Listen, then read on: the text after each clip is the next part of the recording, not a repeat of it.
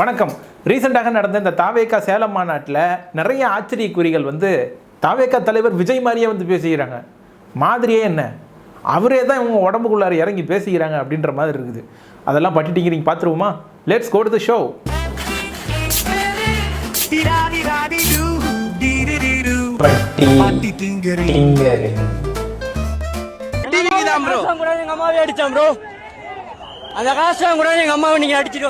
தன்னை பெத்து வளர்த்த தாயை அடிச்ச ஒரு சந்தோஷம் அவருடைய முகத்துல தெரிஞ்சது.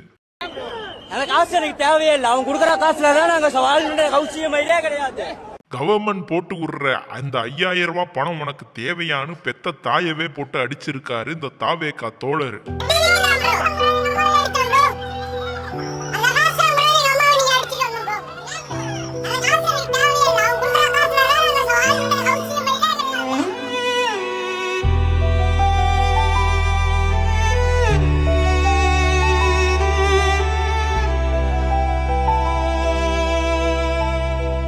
ரசிக வெறி எந்த அளவுக்கு இருக்கும் அப்படின்றதே இவங்கெல்லாம் பேசுறத பார்த்தா தெரிஞ்சுக்கலாம். ஒரு மக்களை நேரடியா அணுகும் போது, மக்களுடைய பிரச்சனைகளை எதிர்கொள்ளும் போது எப்படி ஒரு களத்துல அவங்க எதிர்வினை ஆற்றணும் அப்படிங்கிற விஷயத்துக்கான ஒரு படிப்படியான வளர்ச்சியை. Hey look, it's a camera. Wow. Suddenly my life has meaning. Why not do some crazy stunt to get broadcast by the famous news media, huh? Trip dramatically, climb something unsafe, shout something vague but intense. Because once a camera shows up, I'm no longer a random guy. I'm potential breaking news. ஒரு சின்ன மாற்றங்களையும் Who the f*** is that? மாற்றங்களையும் இதில் பைத்தியக்காரத்தனம் இல்லையா? இல்லை, பைத்தியக்காரத்தனம் இல்லை, இதெல்லாம் நார்மல். எங்கள் கட்சியில் இது நார்மலுங்க. மற்ற கட்சியில் அது பைத்தியக்காரத்தனம், மற்றவங்க கண்ணுக்கெல்லாம் அது பைத்தியக்காரத்தனம். எங்களுக்கு அது நார்மல், பழகி போச்சு, சகிச்சுக்கிட்டோம், அவ்வளோதான். This is normal. இந்த மாதிரி நிறைய பேர் இருக்காங்க எங்கள் கட்சியில். You gotta be kidding me. 5 minutes ago, nobody cared if I existed. I was invisible. Now, I'm the breaking news. I'm the face of TVK now. பார்க்க முடியுது. என்ன பிரதர் பேசுறீங்களா? சொல்லுங்க. My brain says, act normal. My ego says, absolutely not. This is your moment. Say something bold. Say something confusing. Say something that sounds deep but means nothing. இந்த time முதலமைச்சர் அவருக்கு விஜய் தான் தலைவர் தான். எங்க தளபதி தான் இது முதலமைச்சர். என்ன பண்ணுவார் தளபதி? என்ன பண்ணுவார் நினைக்கிறீங்க? மக்களுக்கு நல்லது செய்வார். பெண்கள் பாதுகாப்பு நல்லதா இருக்கும். Answer, think, in public. My brain is buffering, loading, still loading. Say something, anything, words. நாட்டுக்கு நல்லது நடக்கும். நல்ல காலம் பிறக்குது. ஜெய் ஜக்கம்மா, வீட்ல இருக்க பொக்கம்மா, மொக்கம்மா, ருக்கம்மா எல்லாமா வெளியே வாங்கம்மா. தமிழ்நாட்டுக்கு நல்ல சீர்திருத்தம் பண்ணுவார் தலைவர். தலைவர் எப்பயுமே நல்லது பண்ணுவார். தலைவர் படம் நடிகர்களை விட்டுட்டு நம்ம மக்கள், தமிழக மக்களை காப்பாற்றுன்னு சொல்லி வந்துக்கிறார். Okay, I'm good at this. Yeah, I feel it. It feels good. Stand straight, sharp eyes, serious face. I'm going to be very fierce on this. 5 வருஷமா என்ன செஞ்சாங்க சொல்லுங்க. அவரு படம் எடுக்கிறத விட்டுட்டு வர்றான்றீங்க. இப்ப ஜனநாயகன் படம், அவர் படம் ரிலீஸ் ஆகிறதுக்கே அவரால் அதுக்கு நடைமுறையை செயல்படுத்த முடியல, அதுக்கே ஆக்ஷன் எடுக்க முடியல. அவர் எப்படி ஆட்சிக்கு மக்கள் எல்லாம் காப்பாற்றுவார்ன்ற விமர்சனங்களை எதிர்கட்சி வைக்கிறாங்கல்ல. Wait, what? Is he actually asking me questions? I did not sign up for this. I thought this was just standing, nodding, maybe one heroic sentence, and a dramatic walk away. Why is there a follow-up? Why is he holding the mic closer? Why is everyone looking at me? What am I supposed to do now? இல்லங்க, இப்படியாகும் ரசிகர்களுடைய மனநிலை இருக்கு. யாருடைய training? தலைவர் விஜயனுடைய training. Vijay பார்த்தோம், அவர் சின்ன வயசுல இருந்து அவர் எனக்கு ரொம்ப ரொம்ப பிடிக்கும். ஆமாம், விஜய் சின்ன வயசுல இருந்து ரொம்ப பிடிக்கும். இப்போ பெருசாயிட்டாங்க, ஆள் மட்டும் பெருசாயிருக்காங்க, மூளை வளர்ச்சி அந்த அளவுக்கு இல்லை. நான் அவங்கள ரொம்ப அதிகமாக கலாய்க்கிறேன் அப்படின்னு நீங்கள் நினைக்க வேணாம். அவங்க பேசுகிறத பார்த்தா நீங்களே அவங்கள கலாய்ப்பீங்க. விஜய் இன்னைக்கு நாங்கள் பார்த்தோம், அவர் இன்னைக்கு நல்லா பேசினாரு, அவர் பேச்சு நல்லா இருந்துச்சு. எல்லாருக்குமே அது அவரை பார்க்கணுங்கிற ஒரு ஆசையில நாங்கள் வந்தோம். 1.5 வயசு குழந்தைய நான் விட்டுட்டு வந்திருக்கேன் எங்க அம்மா கிட்ட. அருமை, இது ஒரு நல்ல விஷயம். இந்த மாதிரியான கூட்டத்துக்கு குழந்தைங்களை கூட்டிட்டு வராதீங்க அப்படின்னு சொல்றாங்க இல்லையா? அதனால வீட்டிலேயே விட்டு வந்ததுக்காக இவங்களை பாராட்டலாம். அவங்க போக கூடாதுன்னு சொன்னாங்க. கரூர் சம்பவம் மாதிரி ஏதோ ஆயிரம், நீ போவாதன்னு. கரூர் சம்பவம் மாதிரியா? உங்க வீட்டில் சொல்லியிருக்காங்க கரூர் சம்பவம் மாதிரி ஏதாவது 1000 போக வேணாம் அப்படின்னு இருக்காங்க. அதெல்லாம் தாண்டி நான் எங்க அண்ணனை பார்க்க தான் வருவேன்னு சொல்லி எங்க அண்ணனை ஹாப்பியா சந்தோஷமா பக்கத்துல நின்று பார்த்திருக்கேன். இதை விட வேற என்னங்க வேணும்? அவரை பார்த்த சந்தோஷத்துல 2 நாளா நான் அவரை சாப்பிடல. 2 நாளா அவரை சாப்பிடலையா? என்னமா சொல்ற? என்ன சொல்ற நீ? சந்தோஷத்துல 2 நாளா நான் அவரை சாப்பிடல. முட்டை கடிச்சு தின்றுவாங்க போல. அதுக்காக நான் வெயிட் பண்ணி இன்னைக்கு நான் காலையில இருந்து இங்க நின்னு பாத்துருக்கேன். அண்ணனை பாத்துட்டீங்களா? கத்தி இன்னைக்கு என் தொண்டையே கட்டுற அளவுக்கு அவ்வளோ ஹாப்பியா அவ்வளோ சந்தோஷமா இருக்கேன். வீட்டுல இருந்து போயில அவ்வளோ தடங்கள்லாம் என்ன, கால் வைக்கிற இடம்லாம் கண்ணி வெடியா இருந்திருக்கு. இங்க பாரு, என் பேச்ச மீறி நீ போறதா இருந்தா போ அப்படின்ற மாதிரி பேசியிருக்காங்க. எனக்கு எங்க அண்ணன் தான் முக்கியம் அப்படின்னு எல்லாவற்றையும் உதறி விட்டு வந்திருக்கிறார். குழந்தைய விட்டு வந்துக்கிறாங்க. பக்கத்து வீட்லயா இருக்கட்டும், அப்பா அம்மாவா இருக்கட்டும், வேணான்னு சொன்னாங்க. அவங்கள பேச்செல்லாம் கேட்டுட்டு நான் நம்பி வந்தேன். எங்க அண்ணனை நம்பி தான் நல்லா தான் நின்று இருக்கேன். தன்னுடைய கனவை நோக்கி பயணித்திருக்கிறார். நீங்க எல்லாம் வந்து எங்க கூட இருக்கிறீங்கனாலும் இருங்க, இல்லைனாலும் பரவாயில்ல, எங்க அண்ணனை பாக்குறது தான் ஒரே லட்சியம் அப்படின்னு கிளம்பி வந்திருக்கிறார் வீட்டை விட்டு. 2 நாளா சாப்பிடாத மூஞ்சி மாதிரி இது தெரியுதா? யாராவது பார்க்குறவங்க நம்புவீங்களா? இது 2 நாளா சாப்பிடாத மூஞ்சி மாதிரி தெரியுதா? நல்ல பிரியாணி, நல்ல வெயிட்டா ஏதோ சாப்பிட்டு வந்து பேசுற மாதிரி இருக்கு. மயக்கம் போடல, தலை வலிக்கல, வாந்தி வரல, நல்லா தான் இருக்கேன். நல்லா தான் இருக்கேன் பாருங்க, எனக்கு ஒன்றும் பிரச்சனை கிடையாது. 2 நாளா ஆனா சாப்பிடல, 2 நாளா சாப்பிடல. ஏன்னா அதெல்லாம் சாப்பிடாதவங்களுக்கு வரும். நல்லா சோத்தை தின்னுட்டு நல்லா தண்ணியை குடிச்சிட்டு தெம்பா பேசுறவங்களுக்கு வராது. 2 நாளா சாப்பிடல, மயக்கம் போடல, தலை வலிக்கல, வாந்தி வரல, நல்லா தான் இருக்கேன். Okay, let me tell you about my plan. I'm going to go hungry and thirsty for 2 whole days. No food, no water, nothing. Not for protest, not for science. Just to check whether my body can handle it. If I feel dizzy, if I collapse, and if something really bad happens, don't panic, relax. We already have a solution. We can always blame the DMK and MK Stalin. That's called strategy. பின்ன யாருடைய training? தலைவர் விஜயனுடைய training. கரூர்ல வந்து 40 பேர் என்ன சும்மா கொண்டாங்க, ஊசி போட்டு கொன்னுட்டாங்க. கரூர்ல வந்து 40 பேர் என்ன சும்மா கொண்டாங்க, ஊசி போட்டு கொன்னுட்டாங்க. அதாவது கரூர்ல நடந்த சம்பவத்துக்கு ஆளும் அரசின் மீது பழியை தூக்கி போடுறது ஒரு விதம். ஆனா அதுலயே வந்து இந்த மாதிரி ஊசி போட்டு கொன்னாங்க அப்படின்ற மாதிரி பேசுறதெல்லாம் அருமையான ரகம். இந்த மாதிரி நிறைய பேர் பேசினதுனால தான் அவங்க மீது வழக்கு போட்டு உள்ள தள்ளினாங்க. இதுக்கு தான் ஆதவ அர்ஜுனா வந்து எங்க தோழர்களின் மீது நீங்க கை வைக்கிறீங்க அப்படின்னாங்க. என்ன தோழர் இந்த மாதிரி பேசுறதா தோழரா? இல்லை, நான் கேட்குறேன், எத்தனை மீட்டிங் நடத்தியிருக்கீங்க? எத்தனை மீட்டிங் வந்து விஜய் நடத்தியிருக்காரு? எல்லா மீட்டிங்லேயும் விஜயினுடைய ரசிகர்களை ஊசி போட்டு தான் கொண்டாங்களா? இல்லை இந்த சேலம் மாநாட்டிலேயே சூரஜ்னு ஒரு நபர் இறந்து போயிருக்காரு, அவரையும் வந்து இதே மாதிரி தான் கொண்டாங்களா? இல்லை என்ன கதை இது? அப்போ இறந்து போனவங்க மீது நீங்கள் இந்த மாதிரியான ஒரு கட்டுக்கதைகளை வந்து பரப்புறீங்க அப்படின்னா இறந்து போனவர்கள் மீது உங்களுக்கு அவ்வளோ வன்மமா? இப்போ வந்து தொட்டு பார்க்க சொல்லுங்க, பக்கத்துல வர முடியாது யாராலையும். இன்னும் நல்லா பேசணும். அண்ணனை பார்த்த சந்தோஷம்ல கத்தி கத்தி தொண்டை கட்டி இருக்கு. தேங்க்யூ, வணக்கம். கட்டின தொண்டைக்கே நீங்கள் இவ்வளோ பேசுறீங்கன்னா தொண்டை கொஞ்சம் நல்லா இருந்துச்சுன்னா எவ்வளோ பேசுவீங்க? இதில் ஊசி போட்டது. இந்த அம்மாவனுடைய ஹஸ்பண்டு சொந்தக்காரங்க யாராவது இந்த வீடியோ பார்த்துட்டு இருக்கீங்கன்னா சொல்லிடுங்க, எப்போ வேணாலும் வழக்கு பாயும் இந்த ஊசி போட்டு கொண்ட அந்த பேச்சுக்கலாம். இந்த அம்மாவுக்கு புருஷன் இருக்காங்க, குழந்தை இருக்குது, எல்லாம் இருக்குது. இந்த மாதிரி பேச்செல்லாம் பேசலாமா? உங்களுக்கு தெரியுமா? எந்த பத்திரிகையிலையாவது படிச்சிங்களா இந்த ஊசி போட்டு கொண்ட செய்தியெல்லாம்? அப்போ எதுக்கு இதை பேசணும்? வழக்கு வாங்கிட்டு போய் உள்ளே போய் உட்கார்றதுக்கு தான். இதில் சொன்னால் வேற கோவப்படுறீங்க, ஆச்சரியக்குறின்னு சொல்லணுன்றீங்க. அருமை, இதுதான் ஆச்சரியக்குறித்தனம். குழந்தைய வீட்டில் விட்டு வந்ததுனால ஏதோ நமக்கு பரவாயில்ல. ஆனால் இப்படி எல்லாரும் விட்டு வராங்களா? இல்லை, குழந்தைய தூக்கிட்டு வராங்க. பாருங்களேன், போய் பார்த்துட்டு வந்துட்டேனே விஜய் அண்ணனை பார்க்காம இருக்க முடியலனால. இப்பதான் விஜய் அண்ணனுக்கு அவசரம் எல்லாம் 2.5 வயசு குழந்தை. என் குழந்தைக்கும் அதே வயசு தான். ஆனால் அந்த அம்மா எவ்வளோ ரெஸ்பான்சிபிளாக பேசுகிறாங்கன்னு கேளுங்க.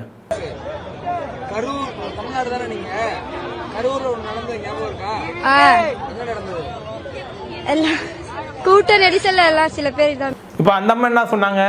ஊசி போட்டு. இப்போ இந்த அம்மா என்ன சொல்றாங்க? கூட்ட நெரிசல்ன்றாங்க. எது உண்மைன்னு நமக்கு தெரியல. விஜய் கிட்ட தான் கேட்கணும், ஏன்னா அவர் தான் தெளிவா சொல்லுவார்.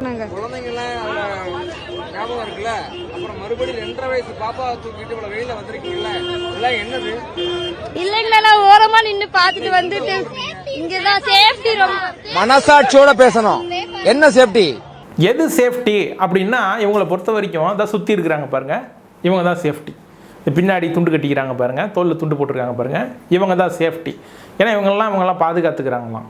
அம்மா, கூட்டம்ன்றதே பாதுகாப்பு இல்லாத ஒரு விஷயம் குழந்தைக்கு. அதை சொல்றாரு, புரியுதா இல்லையா? குழந்தை 2.5 வயசு குழந்தைய கூட்டு வந்து என்னமா சேஃப்டி? சேஃப்டி 2.5 வயசு குழந்தைக்கு என்னமா சேஃப்டி?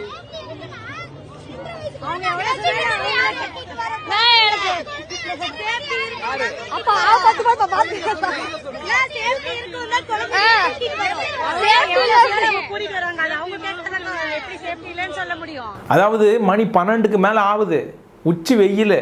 இந்த வெயில்ல இந்த குழந்தையை தூக்கிட்டு வராங்க. அங்கே தண்ணி இருக்கா, அந்த குழந்தைக்கு உணவு இருக்கா, ஏதாவது திடீர்னு ஹீட் ஸ்ட்ரோக்கு ஏதாவது ஏற்பட்டால் அதை சமாளிக்கிறதுக்கு ஏதாவது வசதிகள் இருக்கா, இதெல்லாம் தெரியாது. ஆனால் குழந்தையை கூப்பிட்டு வந்துருக்கிறோம். பெரியவங்க வர்றதே வந்து இதில் சிக்கலாக இருக்குது. இப்போ குழந்தையை எப்படி ஹேண்டில் பண்ண போகிறாங்க, பத்திரிகையாளர் வந்து அதை ஒரு தார்மீகமாக கேட்குறாரு, என்னம்மா இப்படி பண்ணுறீங்களேம்மா அப்படின்ட்டு. ஆனால் இவங்க பதில் எப்படி இருக்கு? இவ்வளவு நடந்ததுக்கு அப்புறம் உங்களுக்கு ஒரு பொது மனிதாபிமானமே இருக்காதாமா? இவ்வளவு நடந்ததுக்கு அப்புறம் ஒரு மனிதாபிமானமே இருக்காதா? உங்களுக்கு அக்கறையா இருக்காதா? இதை கேட்டுட்டு அந்த பொண்ணுங்க கொடுக்குற ரிப்ளை பாருங்களேன், நமக்கே கோவம் வருது. உங்க வீட்டு பிள்ளை மணி வெயில் இவ்வளவு வெயில்ல 2.5 வயசு குழந்தைய தூக்கிட்டு வந்தப்ப இன்னமும் நியாயப்படுத்துறீங்கல்ல, உங்களுக்கு மனசாட்சி இல்லையா? மனிதாபிமானமா அப்படின்னா அப்படின்னு கேக்குறாங்க பாருங்களேன். எங்க தளபதியை பார்க்கணும், எங்களுக்கு அதுதான் முக்கியம். சேஃப்டி இல்ல, மனசாட்சிலாம் இல்ல. அதாவது குழந்தை யாருது, இந்த தூக்கி வச்சிருக்குது பாருங்க இடுப்புல, அந்த பொண்ணோடது. பதில் எங்க இருந்து வருது பாருங்க, எங்க தளபதி தான் எங்களுக்கு முக்கியம், குழந்தை எல்லாம் முக்கியம் கிடையாது. குழந்தை முக்கியம், மனசாட்சி முக்கியம் இல்லையா? இல்ல மனசாட்சி முக்கியம், குழந்தை முக்கியம் இல்லையா? என்ன சொல்ல வருது அந்த பொண்ணு? எங்க தளபதிக்கு அப்புறம் தான் எங்களுக்கு மனசாட்சியே. பின்ன யாருடைய ட்ரைனிங்? தலைவர் விஜயனுடைய ட்ரைனிங். அசம்பாவிதம் இவ்வளவு நடந்ததுக்கு பிறகு ஒரு லேடியை வந்து நீங்களே அலோவ் பண்ணிட்டீங்க. ஒரு லேடி குழந்தைய உள்ள அலோவ் பண்ணீங்க. இதுல உங்களுக்கும் மனசாட்சி இல்லை, உங்க தளபதிக்கும் மனசாட்சி இல்லை. ஏன் சொல்றேன் அப்படின்னா, ஏற்கனவே இந்த எஸ்ஓபின்னு ஒன்று போட்டாங்க, ஸ்டாண்டர்ட் ஆப்ரேட்டிங் ப்ரொசீஜர். அதுக்கு உங்க தளபதி என்ன நக்கல் அடிக்கிறாரு? இந்த எஸ்ஓபிஸ் சொல்லுவாங்க, அதனுடைய ஃபுல் ஃபார்ம் வந்து ஸ்டாண்டர்ட் ஆபரேட்டிங் ப்ரொசீஜர். ஆனா எனக்கு மட்டும் அது ஸ்டாலின் சார் ஆபரேட்டிங் ப்ரொசீஜர். இந்த ஸ்டாண்டர்ட் ஆபரேட்டிங் ப்ரொசீஜர்ன்றது வந்து இந்த கரூர் சம்பவம் நடந்ததுக்கு அப்புறம் குழந்தைகளுடைய உயிரையாவது பாதுகாக்கணும் அப்படின்றதுனால இத்தனை வயசுக்கு கீழே இருக்கிற குழந்தைங்களை கூட்டு வரக்கூடாது அப்படின்ற மாதிரி இந்த ஸ்டாண்டர்ட் ஆப்ரேட்டிங் ப்ரொசீஜர்ல சில விதிகளை ஏற்படுத்துறாங்க. இது தெரியுமா தெரியாதா உங்க தளபதிக்கு? ஆனாலும் இந்த மாதிரி பேசுறது, மனசாட்சியெல்லாம் எங்களுக்கு முக்கியம் கிடையாது, தளபதி தான் முக்கியம்ன்ட்டு. ஏமா நீங்க எஸ்ஓபியை மதிக்க மாட்டீங்க, குழந்தையை கூப்பிட்டு வருவீங்க, ஒரு பத்திரிகையாளர் கேட்டாலும் தெனா வெட்டா எங்களுக்கு மனசாட்சியில் முக்கியம் கிடையாது, எங்களுக்கு தளபதி தான் முக்கியம்பீங்க. அப்போ எதையும் மதிக்க மாட்டீங்க, ரூல்ஸை மதிக்க மாட்டீங்க. ஏதாவது ஒரு அசம்பாவிதம் நடந்துட்டா கூட அது வந்து அரசு ஏற்படுத்துச்சு, அரசு சார்பில் யாரோ ஒருத்தர் வந்து சதி செஞ்சுட்டாங்க, மூக்க அமுக்கி வாயை பொத்தி கொண்டுட்டாங்க அப்படின்ற மாதிரி பேசுறது. இந்த ரூல்ஸ்ன்னு ஒன்று இருந்தால் அதெல்லாம் தேவையில்லை, எங்களுக்கு தேவையில்லை. அணில்களுக்கு எதுக்கு ரூல்ஸ்? அணில்கள் மரத்தில் ஏறும், கம்பத்தில் ஏறும், எலக்ட்ரிக் கம்பத்தில் ஆடும், எங்களுக்கு எதுக்கு ரூல்ஸ் அப்படின்னு கேட்க வேண்டியது. உங்க கட்சி போயிச்சலா வராதுங்கிறாரு, உங்க தலைவர் வராதுங்கிறாரு. குழந்தை 2 வயசு குழந்தை இவ்வளவு வெயில்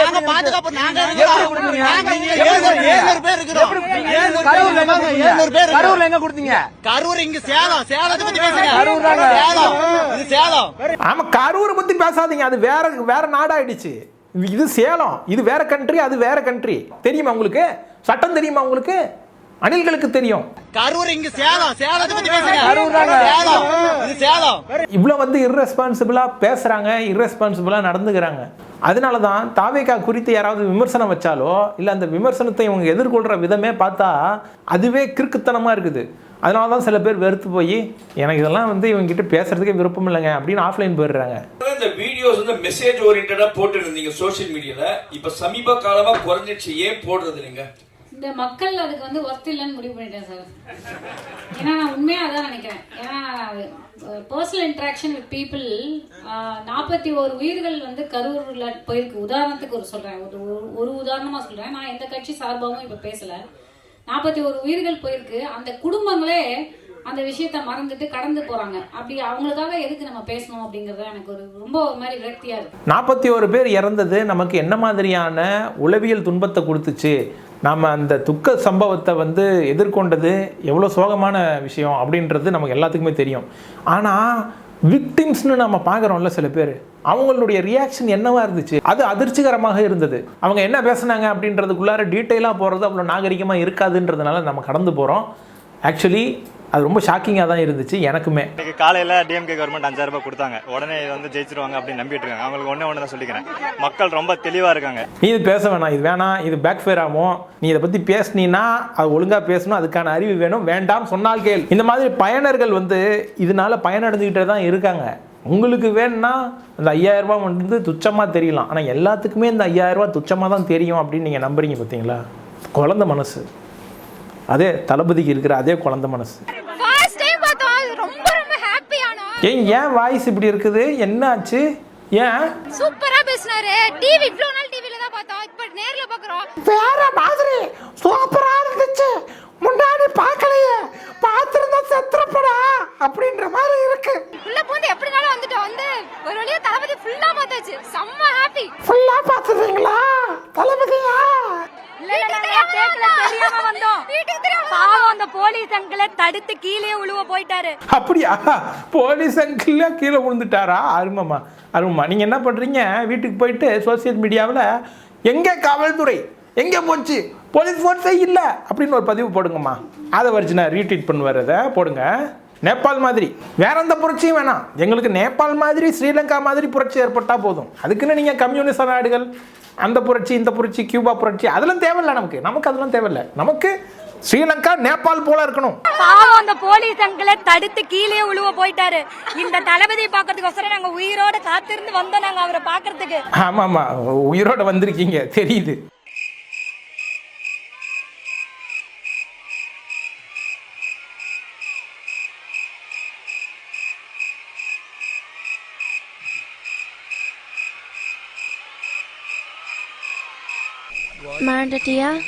இதுல சாட்டையோட ஒருத்தர் வந்தார் பாருங்க. சாட்டை எடுத்து நாட்டை திருத்து. அது வேற யூடியூப். இவங்களை அடிக்கிற யூடியூப்.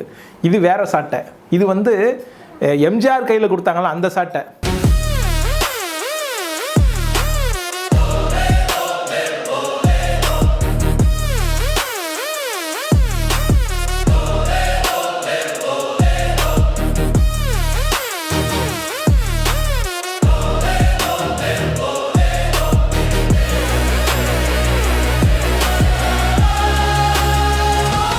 நான் ஆணையிட்டால் அது நடந்து விட்டால் நடக்குமா? நடக்காது. அது நடக்கணும்னா ஃபர்ஸ்ட் அவர் வெளியே வரணும். நான் சொல்லலை, ஃபெலிக்ஸை போட்டு அடி உதைக்கிறாங்க, மிதிக்கிறாங்க. Political slavery. You are treating them as a tenant. You are treating them as a tenant, not as a partner. We wanted to treat them as a partner, not as a tenant, not as a slave. If that is you call slavery, ask your dealer to have some courage to come out and face the people. ரொம்ப கன்ஃபியூஷன்ல இருக்காரு. Wait பண்ணுங்க, சொல்லுவாரு. Ask your dealer to have some courage to come out and face the people. But in DVK, it's completely opposite. The leader wants the people to work for him and then put him in the crown of chief ministership. இவர் நோகாம வருவாராம். இவர் மக்களே கொண்டு போய் அலையக்காக தூக்கிட்டு போய் அந்த CM சேர்ல உட்கார வைப்பாங்களா அப்படின்னு கேட்கிறாரு. My point is, if even hypothetically that happens, let's say 20-30 years later, will he ever go to Fort St. George, or he will be only sitting in Panayur and running the government from Panayur itself? At the same time, if actor Vijay felt it was BJP's fault, then he should have come out and spoken. He's not saying it. It is only certain fringe elements who are trying to frame the BJP in this case, and the BJP is not interested in Vijay, and the BJP is not interested in Vijay. BJP காரனே உதறி தள்ளுற அளவுக்கு இருக்கு உங்க நிலைமை. What is this? It is not your chief minister. No, I only helped Gerald this time. I only said they also they also have a chance to become the opposition party this time. Your so chief minister is not a chief minister, he is a loot minister. Why? How do you say? அப்படின்னு கேக்குறாங்க. இது எல்லாத்துக்குமே வந்து Felix பதில் சொல்லியிருக்காரு. How do you say? Where is the proof? Where is the proof? I'll tell you. Income tax 15 crores. Income tax 15 crores you have not paid. அத 15 கோடி எடுக்காதீங்க. அது இழுக்காதீங்க. வேணாம். Only day before yesterday, only day before yesterday, High Court has given fine. ஐயா, income tax பத்தி மட்டும் பேசாதீங்க. வேணாம். அது அவுட் ஆஃப் டாபிக். நாம இந்த டாபிக் மட்டும் பேசுவோம். வேணாம் please. Before yesterday, only day before yesterday, High Court has given fine. 15 crores you have not paid. Adhav Arjun, who is he? Who is Adhav Arjun? Economics from Harvard? Fucking lottery. Lottery விற்கிறவன்லாம் பேசக்கூடாது. நீங்க வந்து ரொம்ப அநாகரிகமாக பேசுறீங்க. அவ்வளவு எவ்வளவு முக்கியமான ஆள் தெரியுமா கட்சியில? சும்மா இப்படிலாம் பேசிட்டு இருக்காதீங்க. He sells lottery. Sorry for the unparliamentary language. He sells lottery. Right? You have someone who sells lottery, ruining the life of the poor, as number 2 in the party, and you're talking about corruption. What? The entire DMK is looting the state for more than last 5 years. Okay, how many seats will be taken? Forgot. எவ்வளவு கேக்குறாங்க? Felix please. How many seats Majority, simple majority. How many seats? எவ்வளவு கேக்குறாங்க? டக்குனு சொல்லு. மனசுல வர நம்பரை சொல்லு. ஒரு 500 ஒரு 600 அடிச்சு விடு. Majority, we will more than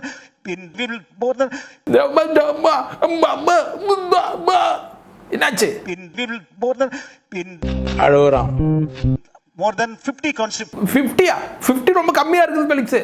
பர்சன்டேஜா மாத்து. More than 50% of constituency, we have more than 40% of vote. What is this? Felix சொதப்பிட்டியாப்பா. இது வந்து ரொம்ப அநாகரிகமான ஆரோக்கியமற்ற ஒரு விவாதம். எப்பயுமே விவாதம்னா 1-to-1 இருந்தால் கொஞ்சம் பரவாயில்லைங்க. இது ஏதோ வந்து ஒரு எல்லாரும் கூட்டாக சேர்ந்துக்கிட்டு ஃபெலிக்ஸை வந்து ஒரு மாதிரி வேற ஏதோ மாதிரி இருக்குதுங்க. இது பார்க்குறதுக்கு நல்லா இல்லை, கன்றாவியாக இருக்குது. இதை வந்து தாவேகா தோழர்கள் கண்மையாக வண்டிக்கிறோம். ஏன்னா எத்தனை காலத்துக்கு இதே மாதிரி பண்ணிக்கிட்டு கிடப்பீங்க? ஏன்னா நாங்கள்லாம் ப்ரெஸ்ஸில் வந்து பேசுகிறதே பெரிய விஷயம்.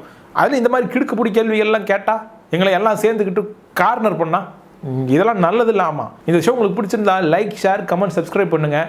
நெக்ஸ்ட் டைம் வேறு ஒரு கண்டென்ட்டோட சந்திப்போம். இந்த வீடியோ பார்க்குற நிறைய பேர் எனக்கு சூப்பர் தேங்க்ஸ் மூலமாகவும், பை மீ a காஃபி மூலமாகவும், இல்லை இந்த UPI QR கோட் மூலமாகவும் எனக்கு நிறைய சப்போர்ட்ஸ் கொடுத்துருக்கீங்க.